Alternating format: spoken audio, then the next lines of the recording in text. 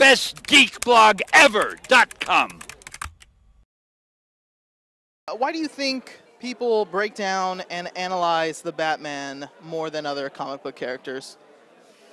That's a good question.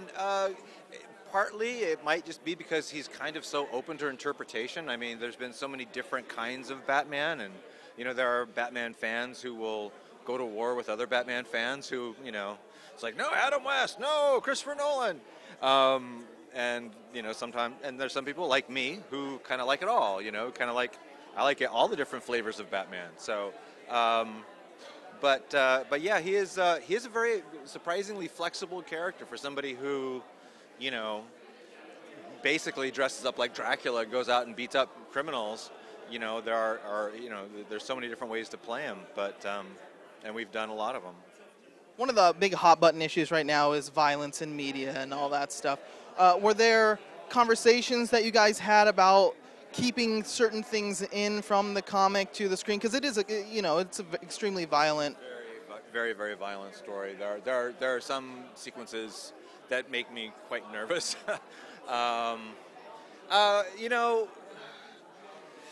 We tried to, as we kind of always do, try to even the really violent stuff, try to do it with as much good taste as we can, but at the same time, there are places where it's like, no, it kind of the point is that it kind of has to cross the line. It kind of has to be wrong. So so it's tricky, some people are maybe very offended by what happens in this movie, and some people may think, oh, they didn't go far enough. So, we'll just have to wait and see. A lot of actors, when they portray Batman, they have a distinct voice change when they're Bruce and Batman. Were there conversations about the way you wanted to approach that aspect of the character? No, I think something happened automatically. I don't know. I don't know. Something sort of happened by itself. It wasn't a conscious choice. When Batman sort of resides in this moral gray area, especially in this film where you've got Superman and the Joker representing those extremes, good and bad. What was that kind of like to play that? Well, that's the thing about Frank Miller, is that he is morally gray, and it's not all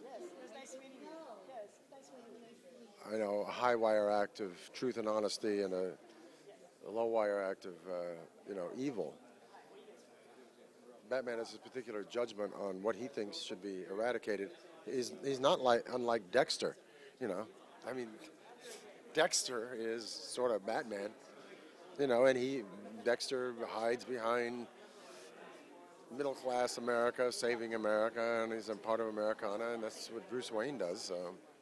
But nonetheless, they are definitely imposing their particular tyranny on whatever tyranny they deem needs to be eradicated.